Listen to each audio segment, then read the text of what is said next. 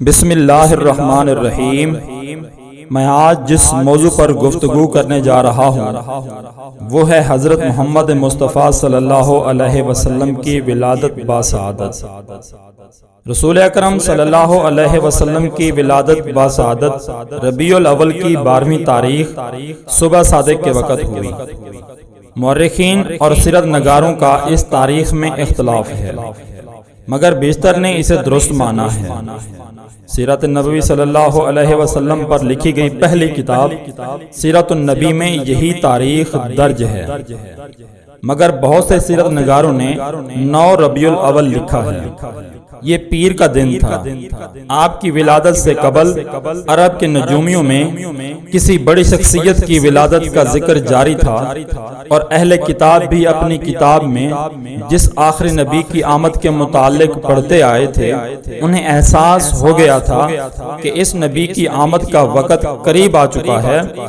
حضرت حسان بن ثابت رضی اللہ تعالی عنہ جو عرب کے نامور شاعر تھے اور مدحت رسول صلی اللہ علیہ وسلم میں آج تک شہرت رکھتے ہیں، ایک واقعہ بیان کرتے ہیں۔ وہ فرماتے ہیں کہ وہ 7 سال کے تھے اور مدینہ منورہ میں رہا کرتے تھے کہ ایک یہودی کو بلند مقام پر چیختے ہوئے سنا۔ وہ کہہ رہا تھا، اے یہودیو! جب اس کی آواز سن کر لوگ اس کے ارد گرد جمع ہو گئے اور پوچھا کہ اے کم وقت تجھے کیا ہو گیا ہے کہ چیخ رہا ہے؟ اس نے کہا، آج رات احمد کا ستارہ طلوع ہو چکا ہے جس میں وہ پیدا ہوگا۔ واقعے کے راوی محمد بن اسحاق نے حضرت حسان بن ثابت کے بیٹے حضرت عبد الرحمن بن حسان سے دریافت فرمایا کہ ہجرت نبوی کے وقت حسان بن ثابت رضی اللہ تعالی عنہ کی عمر کیا تھی؟ تو انہوں نے بتایا 60 سال۔ گویا رسول پاک صلی اللہ علیہ وسلم کی ولادت کے وقت ان کی عمر 7-8 سال رہی ہوگی، کیونکہ ہجرت کے وقت خود اللہ کے رسول صلی اللہ علیہ وسلم کی عمر مبارک 53 برس کی تھی۔ سیرت النبی میں درج یہ واقعہ ایک مثال ہے۔ اس طرح کے بہت سے واقعات تاریخ و سیرت کی کتابوں میں ملتے ہیں جن سے ظاہر ہوتا ہے کہ ولایت نبوی سے قبل ہی لوگوں کو احساس ہو چکا تھا کہ آپ کی تشریف آوری کا وقت ہو چکا ہے۔ بہت سے سیرت نگاروں نے لکھا ہے کہ جب آپ کی ولادت ہوئی تو ایران کے شاہی محل میں زلزلہ آیا اور محل کے کنگرے ٹوٹ کر زمین پر گر پڑے۔ کعبہ میں رکھے ہوئے بت منہ کے بل زمین پر گر پڑے۔ یہ گویا اس جانب اشارہ تھا کہ اب دنیاوی جاؤ حشمت کے جھوٹے محل زبوں بوز ہونے والے ہیں اور خود ساختہ خداؤں کی عظمت ملیا میٹ ہونے والی ہے۔ اب وہ وقت آ گیا ہے جب حق کا پرچم بلند ہوگا، صداقت کا ستارہ طلوع ہوگا، باطل کی ظلمت دور ہوگی اور حق کی سحر دنیا پر چھا جائے۔ کسی شاعر نے کیا خوب کہا ہے کہ جہاں تاریک تھا ظلمت قدا تھا، سخت کالا تھا، کوئی پردے سے کیا نکلا کہ گھر گھر میں اجالا تھا۔ رسول رحمت صلی اللہ علیہ وسلم کے والد محترم حضرت عبداللہ آپ کی ولادت سے قبل ہی انتقال کر چکے تھے۔ آپ کے دادا عبد المطلب نے جب پوتے کی ولادت کی خبر سنی تو کعبہ میں جا کر سجدہ ریز ہو گئے اور اس نعمت پر اللہ کا شکر ادا کیا۔ بیوہ ماں نے جب اپنے شوہر کی نشانی کو دیکھا تو آنکھیں بھر آئیں۔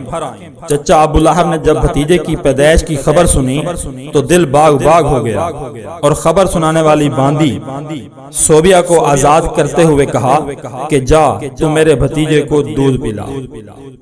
مکہ کے شریفوں میں یہ دستور چلا آ رہا تھا کہ بچوں کی پرورش کے لیے آس پاس کے دیہاتوں میں بھیج دیا کرتے تھے تاکہ بچے وہاں کی صاف ستھری ہوا میں پرورش پا کر تندرست و توانا ہو جائیں۔ نیز وہاں وہ خالص عربی زبان سیکھ جائیں۔ اصل میں مکہ ایک مرکزی شہر تھا جہاں ہر خطے کے لوگ آتے جاتے رہتے تھے، جن کے اختلاط سے زبان بھی خالص نہیں رہ پاتی تھی۔ عرب میں پڑھنے لکھنے کا رواج بہت کم تھا، مگر وہ زبان پر خاص توجہ دیتے تھے۔ یہاں شاعری اور سخنوری کا چرچا رہتا تھا اور گاؤں والوں کی زبان زیادہ مستند سمجھی جاتی تھی۔ اسی غرض سے رسول اکرم صلی اللہ علیہ وسلم کو بھی پرورش کے لیے ایک صحرائی خاتون حضرت حلیمہ سعدیہ کے حوالے کیا گیا، جن کا تعلق قبیلہ بنی سعد سے تھا۔ حضرت حلیمہ سعدیہ ان عورتوں میں شامل تھیں جو مکہ معظمہ شرفاء کے بچے پرورش کے لیے حاصل کرنے کی غرض سے آئی تھی۔ سیرت النبی کے مطابق یہ واقعہ خود حضرت حلیمہ نے یوں بیان کیا ہے، کہتی ہیں کہ میں اپنے قبیلہ کی کچھ عورتوں کے ساتھ دودھ پینے والے بچوں کی تلاش میں نکلی۔ یہ زمانہ قحط کا تھا اور ہمارے پاس کچھ نہ تھا۔ ایک بھورے رنگ کی گدھی پر سوار ہو کر نکلی اور ایک اونٹنی بھی ساتھ تھی، جس سے دودھ کا ایک قطرہ بھی نہ نکلتا تھا۔ ہمارا شیرخوار بچہ بھوک کے سبب ساری رات روتا تھا اور ہم سو نہ سکتے تھے۔ میری چھاتی میں اتنا دودھ نہ تھا کہ اپنے بچے کو پلاؤں اور نہ ہی ہماری اونٹنی کے پاس کچھ تھا۔ میں جس گدھی پر نکلی وہ تھک گئی اور میں اپنے ساتھیوں سے پیچھے رہ گئی اور سب کے بعد مکہ پہنچی۔ حضرت حلیمہ سعدیہ کا بیان ہے کہ کوئی عورت ایسی نہ تھی جس پر ننھے محمد مصطفیٰ صلی اللہ علیہ وسلم کو پیش نہ کیا گیا ہو، مگر کسی نے بھی آپ صلی اللہ علیہ وسلم کو نہ لیا، کیونکہ ہمیں لڑکے کے باپ سے بھلائی کی امید رہتی تھی اور اسی سے انعام کی توقع رکھتے تھے۔ جب باپ نہ ہو تو دادا اور ماں سے کیا امید؟ حضرت حلیمہ کا بیان ہے کہ جب کوئی بچہ نہ ملا تو مجبوراً آپ کو لے لیا۔ حضرت حلیمہ سعدیہ رضی اللہ تعالی عنہا بیان کرتی ہیں کہ آپ صلی اللہ علیہ وسلم کی برکت سے مجھے بار بار فیض یاب ہونے کا موقع ملا۔ جب میں آپ کو گود میں لے کر اپنی سواری پر بیٹھی تو میری حیرت کا ٹھکانہ نہ رہا کہ میرے پستان دودھ سے بھر گئے اور آپ نے خوب سیر ہو کر دودھ پیا۔ اسی کے ساتھ آپ کی رضائی بھائی نے بھی خوب دودھ پیا اور پھر دونوں سو گئے۔ میرے شوہر بوڑھی اونٹنی کی طرف گئے تو کیا دیکھتے ہیں کہ اس کے تھن بھی دودھ سے بھرے ہوئے ہیں۔ ہم دونوں میاں بیوی نے خوب جی بھر کر اونٹنی کا دودھ پیا اور رات بھر آرام سے سوئے۔ صبح کے وقت میرے شوہر نے کہا کہ حلیمہ خدا کی قسم خوب سمجھ لے کہ تو نے ایک مبارک ذات کو پایا ہے۔ میں نے جواب دیا خدا کی قسم مجھے یہی امید تھی۔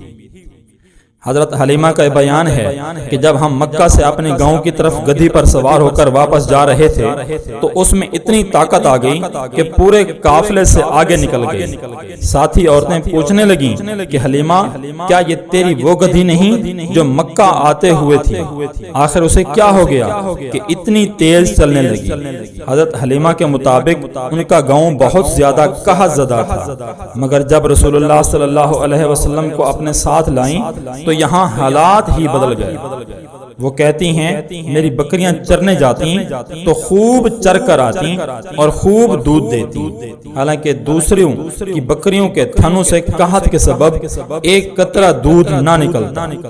پڑوسی اپنے چرواہوں سے کہتے کہ جہاں حلیمہ کی بکریاں چرتی ہیں وہیں تم بھی اپنی بکریوں کو چراؤ۔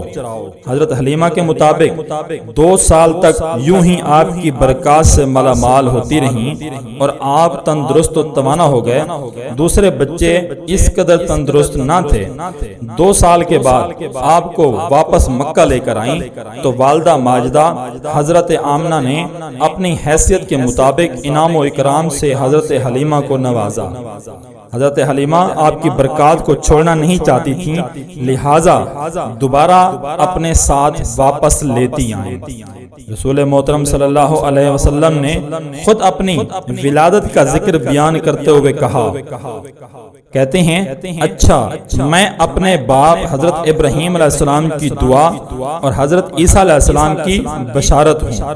جب میں اپنی ماں کے شکم میں آیا تو انہوں نے دیکھا کہ ان کے اندر سے ایک نور نکلا جس سے سرزمین شام کے محل ان پر روشن ہو گئے۔ بنی سعد بن بکر کے قبیلے میں دودھ پی کر میں نے پرورش پائی۔